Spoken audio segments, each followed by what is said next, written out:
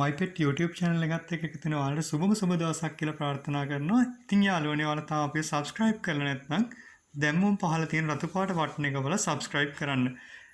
Video එක බලාගෙන යන ගමන් like එකක් comment එකක් දාගෙන යන්නත් අමතක කරන්න එපා. විස්තර මාළු ඇති කරන්න කැමැත්තක් දක්වන ඔයා වෙනුවෙන් අදත් අලුත් මලුත් වීඩියෝ එකක් අරන් මම එවිත් ඉන්නවා. ඉතින් යාළුවනේ අද වීඩියෝ එකෙන් මම ඔයාලට කියලා දෙන්න යන්නේ වැස්සත් එක්ක ගප්පි මැරෙන්නේ ඇයි, මේකට බලපාන හේතු මොනවද සහ අපි ඒක වළක්වා ගන්නේ කොහොමද කියලා. ඉතින් යාළුවනේ මයිපෙට් channel එකත් එක්ක එකතු වෙලා ඉන්න ඔයාලට තව පුංචි පණිවිඩයක් කියන්න තියෙනවා.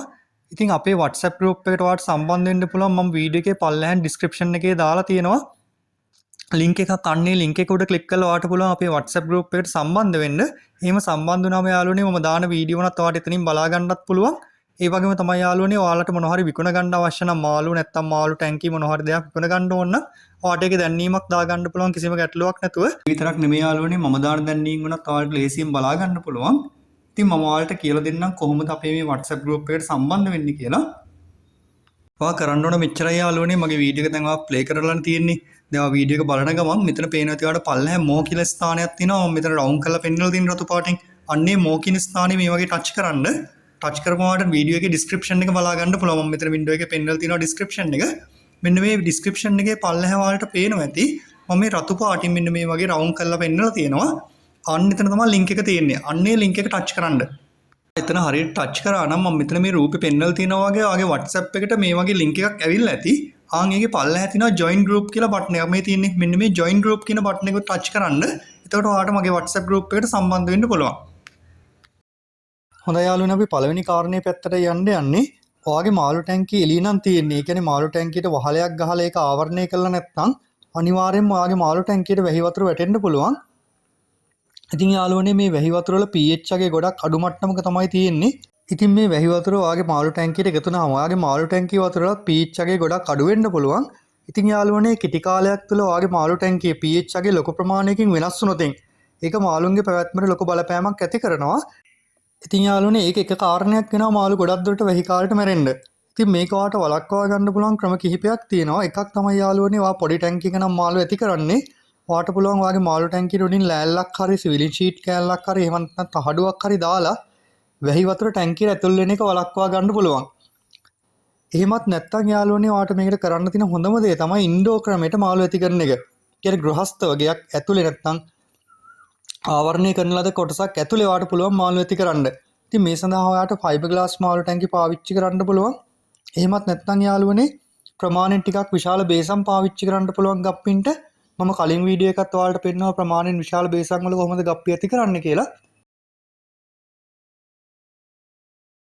එහෙමත් නැත්නම් ඔයාලට පුළුවන් යාළුවනේ ඉටිකොල 10 ක්‍රෙඩි වගේ දේවල් යොදාගෙන හදාගත්තු මාළු ටැංකිය යොදාගෙන ගෘහස්තව ගප්පි ඇති කිරීම කරන්න. එහෙම ඇති කරපුවම මේ වැහි වතුරෙන් ගප්පින්ට වෙන හානිය ගොඩාක් දුරට වළක්වා ගැනීම හැකියාව තියෙනවා. යාළුවනේ අපි දෙවෙනි කාරණේ පැත්තටයි යන්න යන්නේ. ඉතින් දෙවෙනි කාරණේ නම් ඔයා ගොඩක් දුරට හිතන්නේම නැති දෙයක්. ඔයාගේ ගප්පින්න ටැංකියට වැස්ස කාලට ප්‍රමාණවත් තරම් ඔක්සිජන් නොලැබෙනවා නම් ඔයාගේ ගප්පි මැරෙන්න පුළුවන්. ඉතින් අපි බලමු යාළුවනේ කොහොමද මාළු ටැංකියට ඔක්සිජන් ලැබෙන්නේ කියලා. ඔයාගේ මාළු ටැංකියට ඔයා පාසි එකතු කරලා තියෙනවා නම් ප්‍රභා සංශ්ලේෂණ ක්‍රියාවලිය අතුරු ප්‍රතිඵලයක් විදිහට මේ පාසි වලින් ඔක්සිජන් නිකුත් කිරීම කරනවා. ඉතින් යාළුවනේ මේ ප්‍රභා සංශ්ලේෂණ ක්‍රියාවලිය සිද්ධ වෙන්න හොඳින් ඉරේලිය තියෙන්න ඕන. ඉතින් වැස්ස කාලට ඉරේලිය නොලැබෙන නිසා ප්‍රභා සංශ්ලේෂණ ක්‍රියාවලිය අඩාල වෙන්න පුළුවන්. එතකොට යාළුවනේ පාසි වලින් ජලයට එකතු කරන ඔක්සිජන් ප්‍රමාණය අඩු වෙනවා.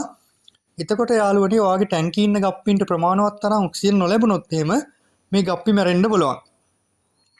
ඉතින් මේක වළක්වා ගන්න ඔයාට කරන්න පුළුවන් හොඳම දේ තමයි යාළුවනේ වැහි කාලෙට ඔක්සිජන් පම්ප් එකක් පාවිච්චි කරලා ඔයාගේ ගප්පින්න ටැංකියට ඔක්සිජන් ටිකක් එකතු කරගන්න එක.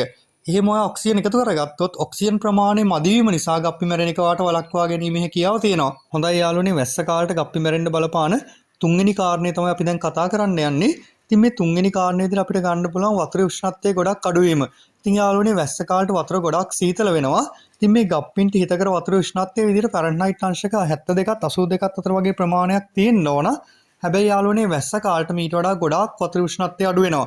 ඉතින් මෙන්න මේ උෂ්ණත්වය අඩු වීමත් ගප්පින්ගේ පැවැත්මට ගොඩාක් දුරට බලපෑම් ඇති කරනවා. ඉතින් යාළුවනේ මේක වළක්වා ගන්නත් ක්‍රම කිහිපයක් ඔයාලට භාවිත කරන්න පුළුවන්.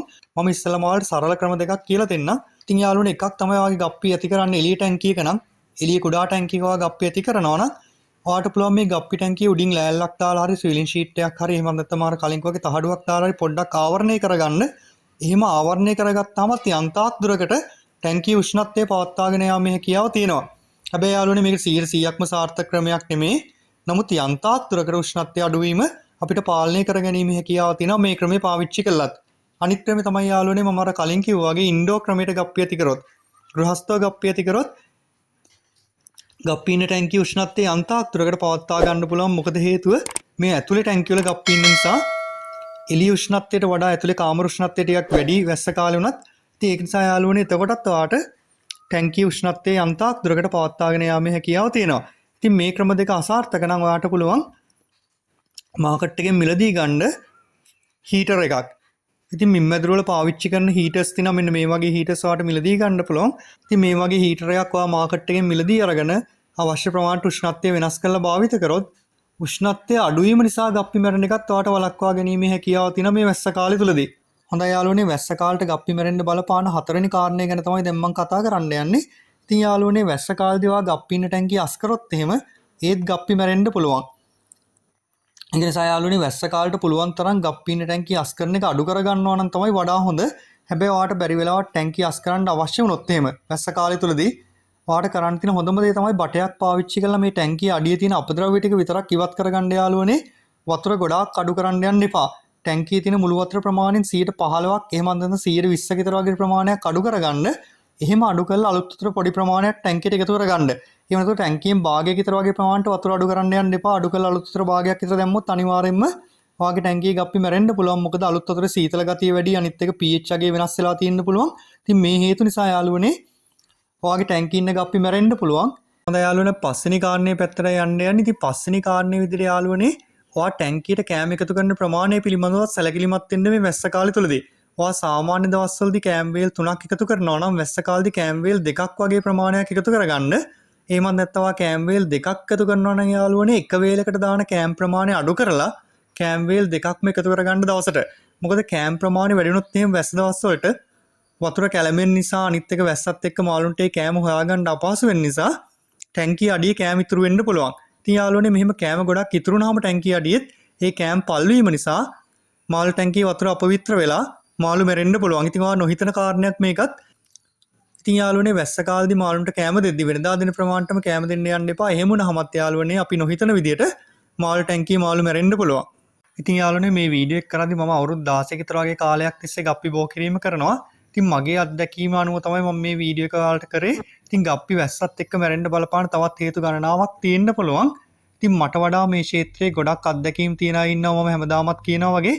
ඉතින් ඔයාලට පුළුවන් ඒ අයගෙන් අහලා බලන්න වැස්සත් එක්ක ගප්පි මැරෙන්න බලපාන හේතු මොනවද සහ ඒවා වළක්වා ගන්න කොහොමද කියලා. ඉතින් යාළුවගේ දැනුමත් අරගෙන ඔයාලට පුළුවන් ඔයාගේ ව්‍යාපාරය සාර්ථකව ඉස්සරහට කරගෙන යන්න. හොඳයි යාළුවනේ මම මේ වගේම වැදගත් වෙන වීඩියෝ එකක් අරගෙන නිකන් අදට මෙතනින් නතර වෙන්නම්. ඉතින් ඔයාලා අපිට තාම subscribe කරලා නැත්නම් දැම්මෝ subscribe කරන්න. ඒ වගේම යාළුවනේ like එකක් දාන්න, comment එකක් දාන්න. ඔයාලගේ යාළුවන්ටත් බලා ගන්න පුළුවන් ඉන්න මේ වීඩියෝ එක share කරන්න.